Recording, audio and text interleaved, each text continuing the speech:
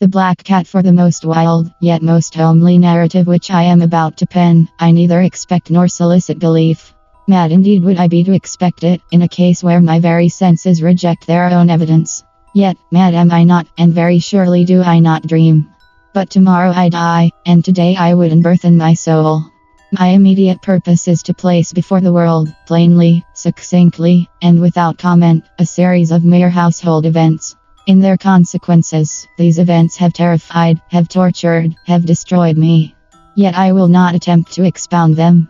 To me, they have presented little but horror, to many they will seem less terrible than barroques. Hereafter, perhaps, some intellect may be found which will reduce my phantasm to the common place, some intellect more calm, more logical, and far less excitable than my own, which will perceive, in the circumstances I detail with awe, nothing more than an ordinary succession of very natural causes and effects. From my infancy I was noted for the docility and humanity of my disposition.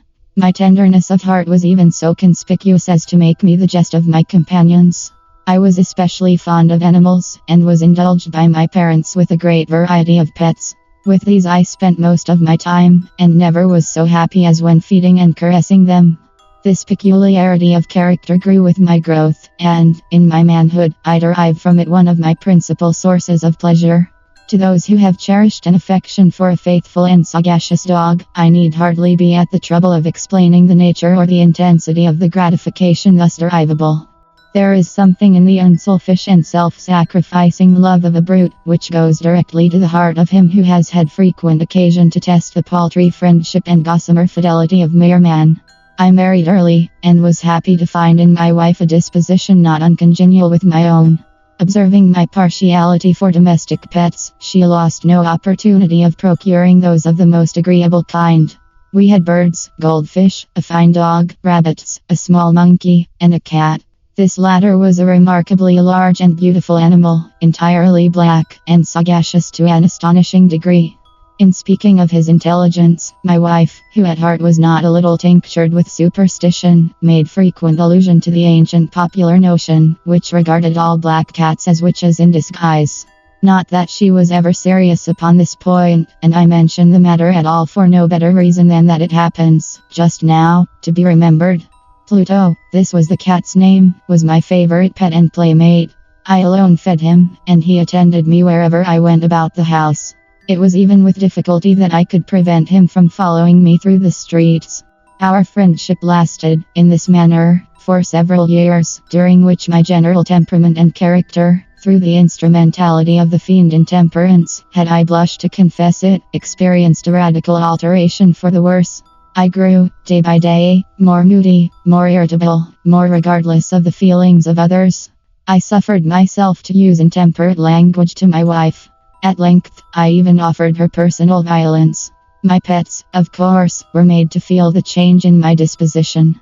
I not only neglected, but ill-used them. For Pluto, however, I still retained sufficient regard to restrain me from maltreating him, as I made no scruple of maltreating the rabbits, the monkey, or even the dog, when by accident, or through affection, they came in my way. But my disease grew upon me, for what disease is like alcohol, and at length even Pluto, who was now becoming old, and consequently somewhat peevish, even Pluto began to experience the effects of my ill temper. One night, returning home, much intoxicated, from one of my haunts about town, I fancied that the cat avoided my presence. I seized him, when, in his fright at my violence, he inflicted a slight wound upon my hand with his teeth. The fury of a demon instantly possessed me. I knew myself no longer. My original soul seemed, at once, to take its flight from my body, and a more than fiendish malevolence, gin-nurtured, thrilled every fiber of my frame. I took from my waistcoat pocket a penknife, opened it, grasped the poor beast by the throat, and deliberately cut one of its eyes from the socket. I blush, I burn, I shudder, while I pen the damnable atrocity. When reason returned with the morning, when I had slept off the fumes of the night's debauch, I experienced a sentiment half of horror, half of remorse, for the crime of which I had been guilty, but it was, at best, a feeble and equivocal feeling, and the soul remained untouched. I again plunged into excess, and soon drowned in wine all memory of the deed. In the meantime the cat slowly recovered. The socket of the lost I presented, it is true, a frightful appearance, but he no longer appeared to suffer any pain. He went about the house as usual, but, as might be expected, fled in extreme terror at my approach. I had so much of my old heart left as to be at first grieved by this evident dislike on the part of a creature which had once so loved me. But this feeling soon gave place to irritation. And then came, as if to my final and irrevocable overthrow, the spirit of perverseness. Of this spirit philosophy takes no account. Yet I am not more sure that my soul lives than I am that perverseness is one of the primitive impulses of the human heart, one of the indivisible primary faculties, or sentiments, which give direction to the character of man, who has not, 100 times, found himself committing a vile or a silly action, for no other reason than because he knows he should not. Have we not a perpetual inclination, in the teeth of our best judgment, to violate that which is law, merely because we understand it to be such?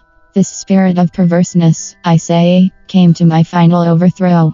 It was this unfathomable longing of the soul to vex itself, to offer violence to its own nature, to do wrong for the wrong's sake only, that urged me to continue and finally to consummate the injury I had inflicted upon the unoffending brute. One morning, in cool blood, I slipped a noose about its neck and hung it to the limb of a tree, hung it with the tears streaming from my eyes, and with the bitterest remorse at my heart, hung it because I knew that it had loved me, and because I felt it had given me no reason of offense, hung it because I knew that in so doing I was committing a sin, a deadly sin that would so jeopardize my immortal soul as to place it, if such a thing were possible, even beyond the reach of the infinite mercy of the most merciful and most terrible God. On the night of the day on which this cruel deed was done, I was aroused from sleep by the cry of fire. The curtains of my bed were in flames. The whole house was blazing. It was with great difficulty that my wife, a servant, and myself made our escape from the conflagration. The destruction was complete. My entire worldly wealth was swallowed up, and I resigned myself thenceforward to despair. I am above the weakness of seeking to establish a sequence of cause and effect between the disaster and the atrocity. But I am detailing a chain of facts, and wish not to leave even a possible link imperfect. On the day succeeding the fire, I visited the ruins. The walls, with one exception, had fallen in. This exception was found in a compartment wall, not very thick, which stood about the middle of the house, and against which had rested the head of my bed. The plastering had here, in great measure, resisted the action of the fire, a fact which I attributed to its having been recently spread. About this wall a dense crowd were collected, and many persons seemed to be examining a particular portion of it with very minute and eager attention. The words strange, singular, and other similar expressions excited my curiosity. I approached and saw, as if graven in bas-relief upon the white surface, the figure of a gigantic cat. The impression was given with an accuracy truly marvelous. There was a rope about the animal's neck. When I first beheld this apparition, for I could scarcely regard it as less, my wonder and my terror were extreme. But at length reflection came to my aid. The cat, I remembered, had been hung in a garden adjacent to the house.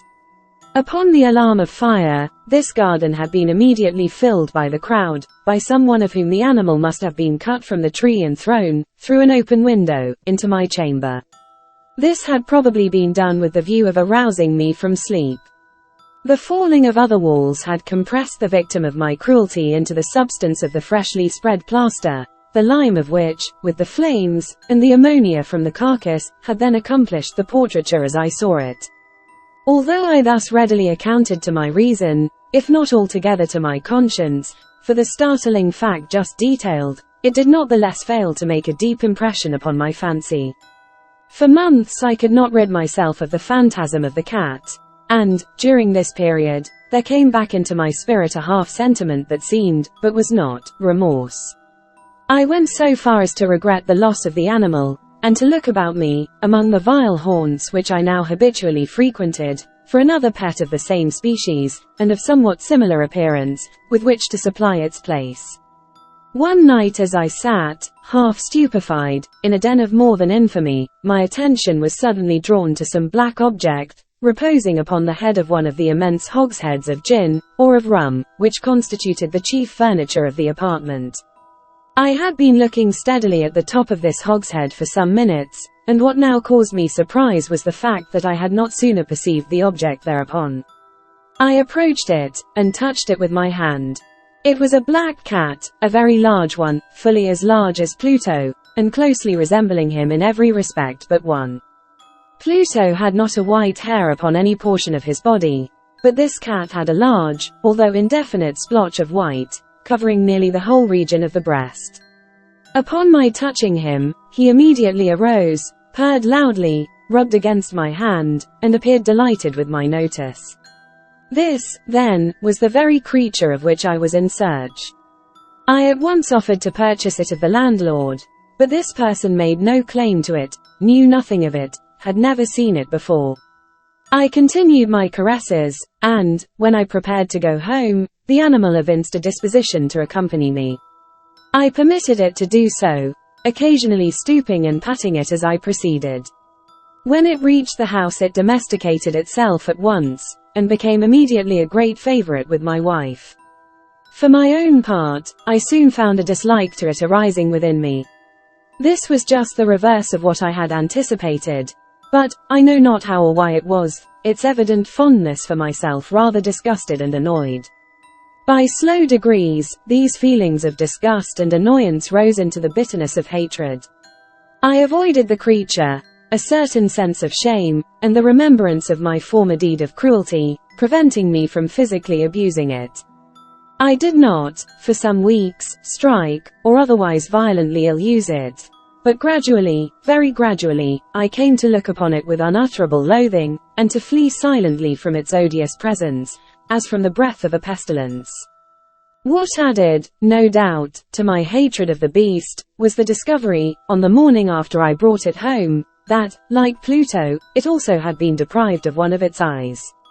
This circumstance, however, only endeared it to my wife, who, as I have already said, possessed, in a high degree, that humanity of feeling which had once been my distinguishing trait, and the source of many of my simplest and purest pleasures.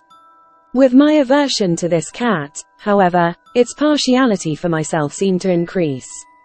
It followed my footsteps with a pertinacity which it would be difficult to make the reader comprehend.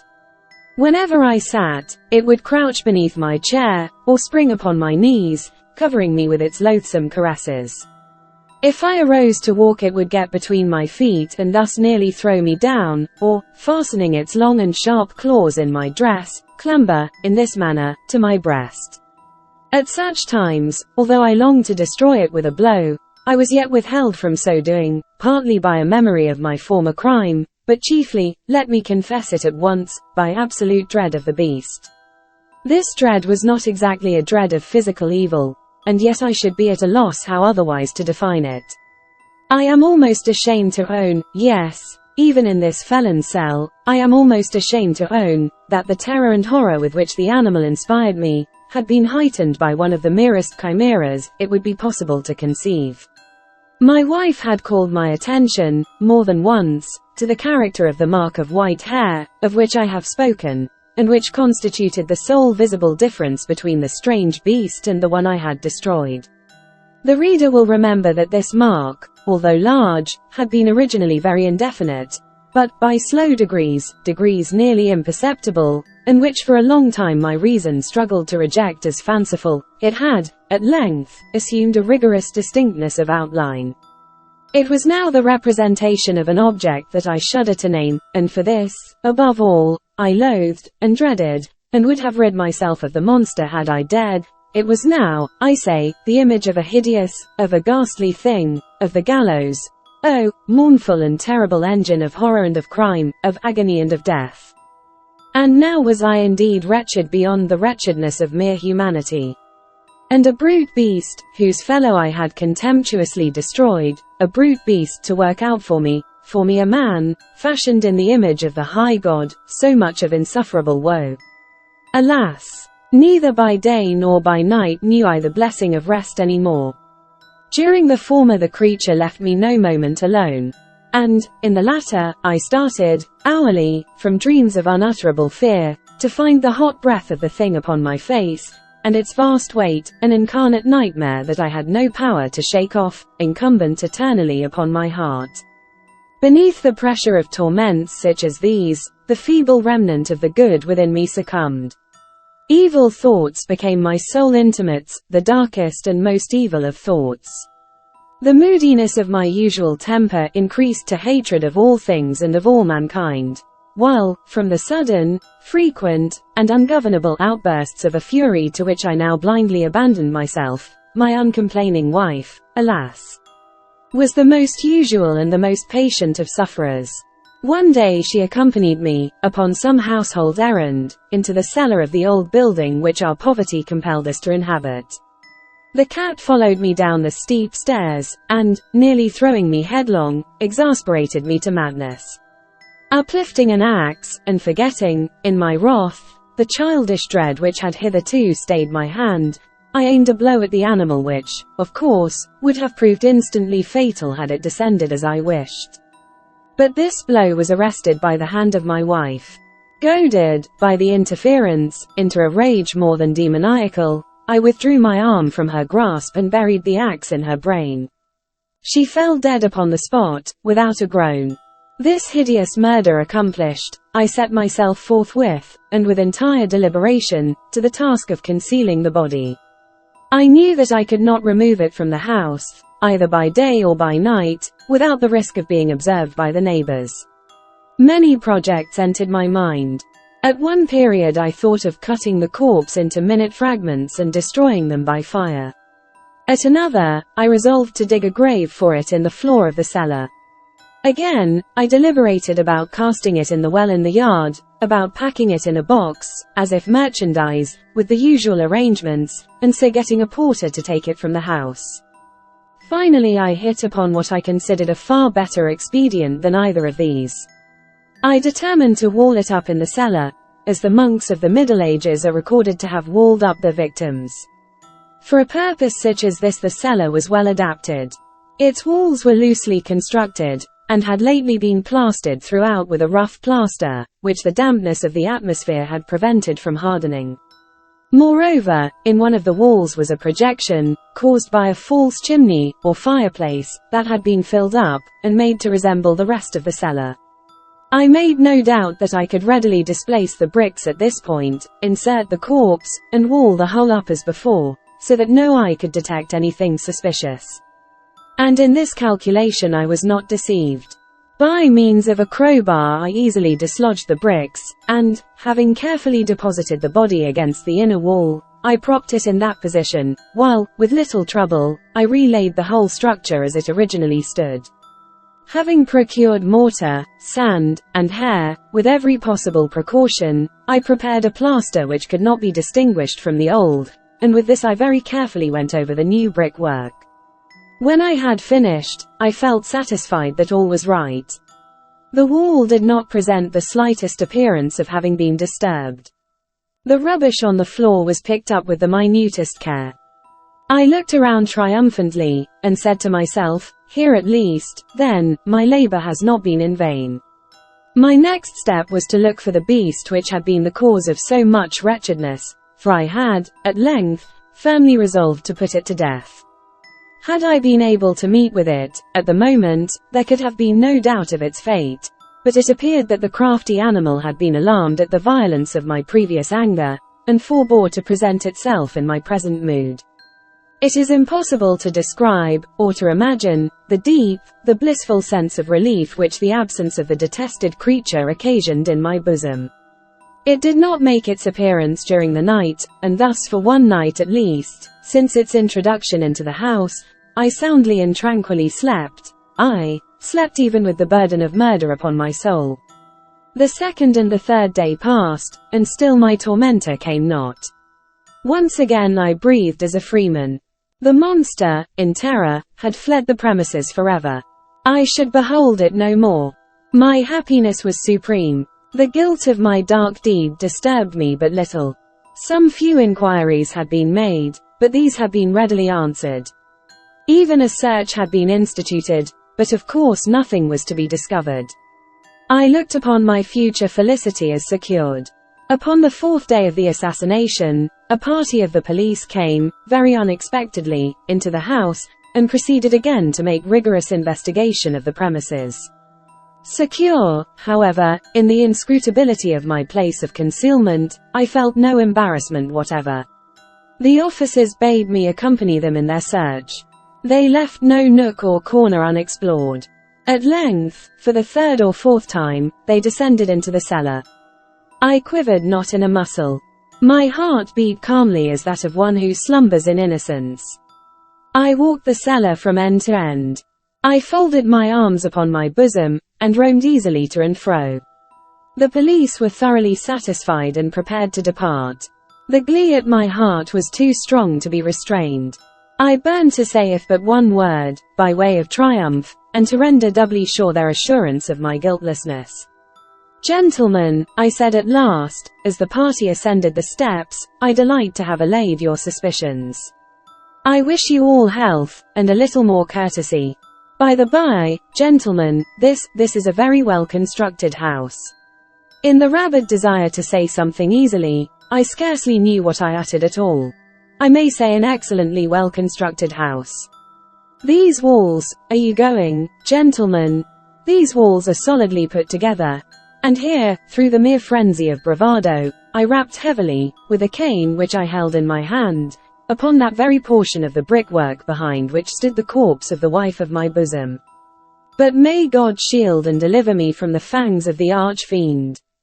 No sooner had the reverberation of my blows sunk into silence, than I was answered by a voice from within the tomb, by a cry, at first muffled and broken, like the sobbing of a child, and then quickly swelling into one long, loud, and continuous scream, utterly anomalous and inhuman, a howl, a wailing shriek, half of horror and half of triumph, such as might have arisen only out of hell, conjointly from the throats of the damned in their agony and of the demons that exult in the damnation. Of my own thoughts it is folly to speak. Swooning, I staggered to the opposite wall. For one instant the party upon the stairs remained motionless, through extremity of terror and of awe. In the next, a dozen stout arms were toiling at the wall. It fell bodily. The corpse, already greatly decayed and clotted with gore, stood erect before the eyes of the spectators. Upon its head, with red extended mouth and solitary eye of fire, sat the hideous beast whose craft had seduced me into murder, and whose informing voice had consigned me to the hangman. I had walled the monster up within the tomb,